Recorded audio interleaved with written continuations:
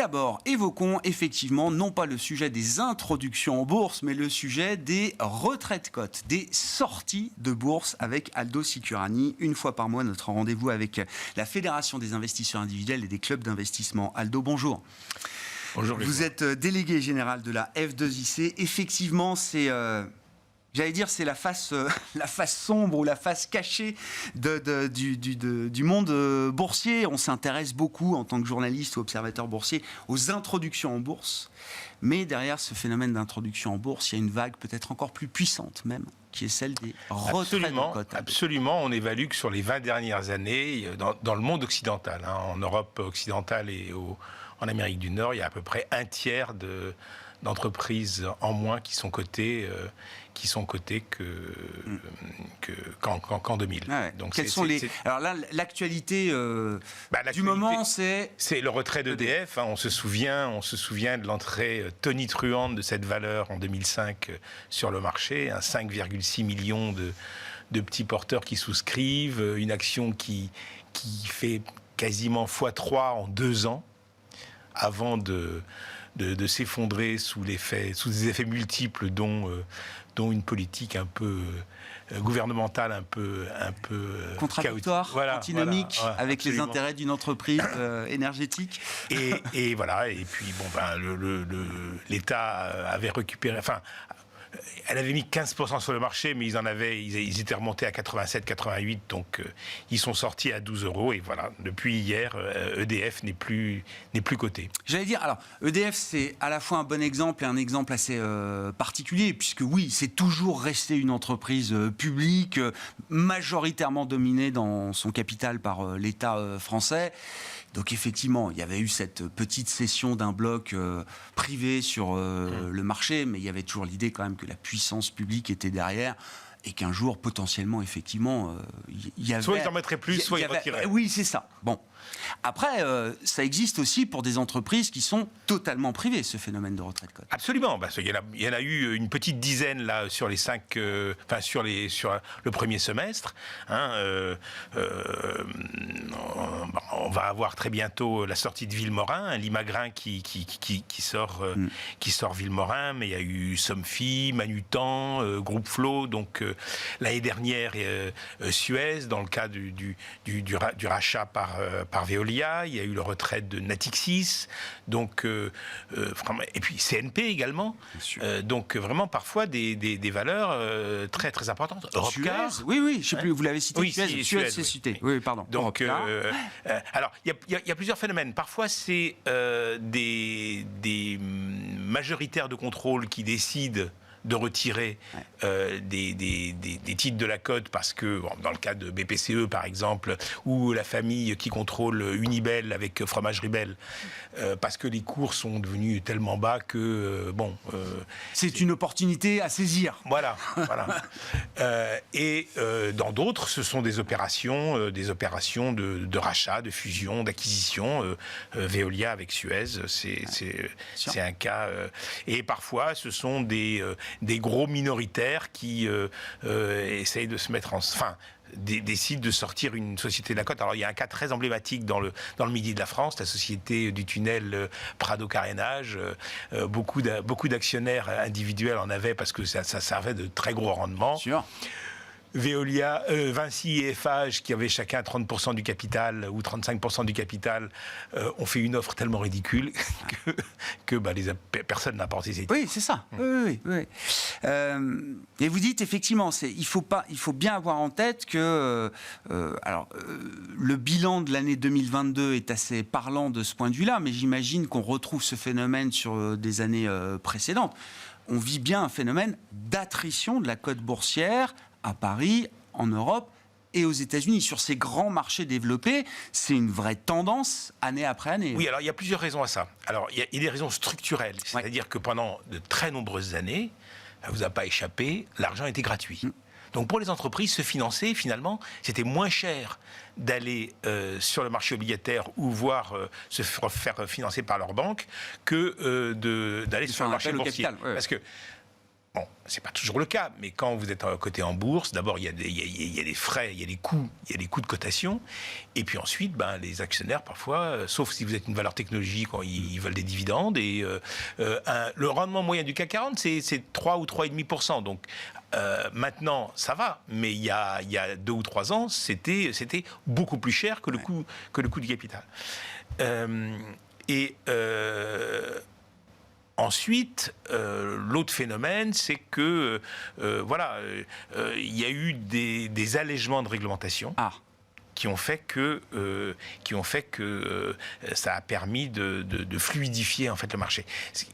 En France, la loi Pacte de 2019 a d'ailleurs, c'est une politique générale en Europe, baisser le niveau auquel une entreprise, un actionnaire peut demander le retrait de la cote de 95 à 90%. Et ça, de passer... Donc, de n'avoir besoin plus que de 90% du capital pour... Et des droits de vote. Et des droits de vote pour forcer un retrait de la cote, passer de 95 à 90, ça fluidifie, ça change un peu... C'est énorme, parce que si vous êtes à 95, vous pouvez avoir des petits malins qui vont acheter des titres en se disant... Ils ne vont pas atteindre les 95%, on va pouvoir avoir une amélioration du prix. Ouais. De 95 à 90, le cas d'EDF était emblématique. L'État avait 87 ou 88% du capital, ils étaient sûrs d'atteindre les 90. Ouais. Et là, une fois que vous avez 90 des droits de vote et du capital, vous pouvez lancer une offre publique de retrait. Alors que si vous n'avez qu'un des deux, vous devez lancer une offre publique de retrait. Alors, l'offre publique de retrait obligatoire. Oui, c'est ça. Cas, oui, auquel on est obligé d'apporter. Voilà, on est obligé d'apporter. Ouais. Oui, donc le cadre réglementaire, facilite, en tout cas, ces mouvements de... Absolument. Et donc, on le voit bien, on l'a bien vu dans le cas d'EDF. On l'a vu dans le cas de Suez, d'une certaine manière. Le marché s'est mis à... Alors, Suez, Veolia a dû faire une surenchère. Mais autrement, le marché s'est mis à peu près au niveau du prix proposé par l'initiateur de l'offre. Ah ouais. Dans le cas de Limagrain et Villemorin, il n'y a manifestement pas de spéculation sur le titre. C'est beaucoup plus compliqué de pouvoir entraver une opération aujourd'hui. Quel est l'effet sur les prix proposés pour sortir les entreprises ? Si on a besoin de moins de capital et de droits de vote que précédemment, est-ce que ça a un impact sur les prix proposés par les initiateurs des opérations ? Du coup, les offres sont moins généreuses. Du coup, les offres sont moins généreuses. Alors, on a quand même eu de belles primes sur Unibel, sur Fromagerie Belle. C'est quand même une prime de 50% ou 45%. Unibel a fait une offre, a augmenté de 100 € son offre. Veolia sur Suez aussi. Mais là, bon, il fallait aussi convaincre la direction de Suez.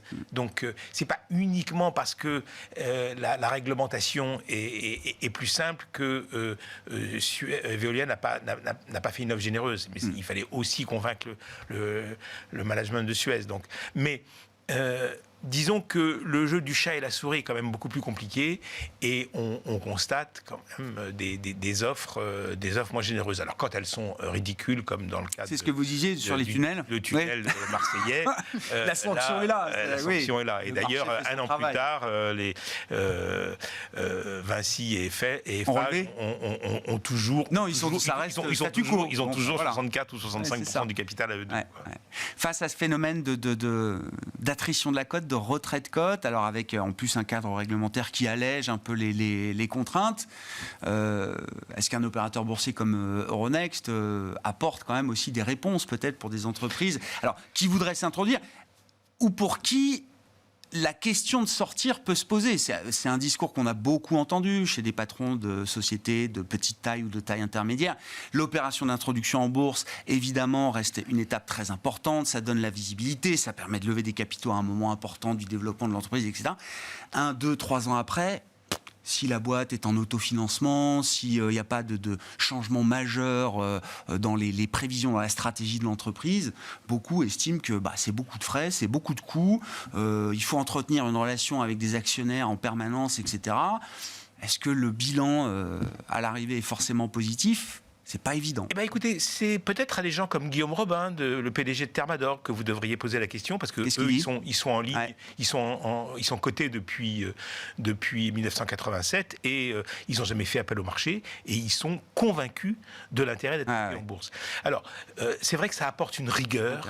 Ça oui. Ça apporte un prix. Ça structure, ça apporte un prix. Bon, il y a quand même des progrès à faire. Je sais que l'association Middle Next est très, très vocale. Mais ils le font, hein. Enfin, je veux dire, il y a eu beaucoup d'allègements, beaucoup de fluidification aussi pour la cote, pour les cotations, etc. Alors, là, maintenant, ils sont en train de réfléchir la place est en train de réfléchir à des mesures pour rendre la place de Paris plus séduisante, en particulier pour des acteurs étrangers. Moi, ce que je constate quand même, et ce qui m'inquiète un petit peu, c'est que dans un marché haussier, parce que vous l'avez cité tout à l'heure... on verra jusqu'où le marché est haussier. Oui. Oublions, mais jusqu'à fin avril, on était à 15, 16, 17% sur le CAC 40, hors dividende, et pas d'introduction en bourse. Non, c'est vrai. Et ça, c'est nouveau. Ouais. Il y en a eu à peine une poignée, moins de 5, je pense. Et puis des toutes petites valeurs. Donc, ça, c'est... Alors qu'en normalement, c'est une fenêtre de tir. En 2021, c'était... ça se bousculait au portillon. Ouais.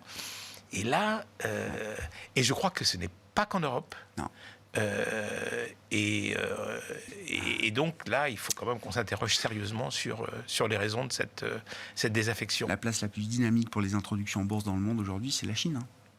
Absolument. C'est là où il y a le plus d'introductions en quantité, en tout cas depuis un moment. Merci beaucoup Aldo. Aldo Sicurani, avec nous une fois par mois, notre rendez-vous avec la Fédération des investisseurs individuels et des clubs d'investissement.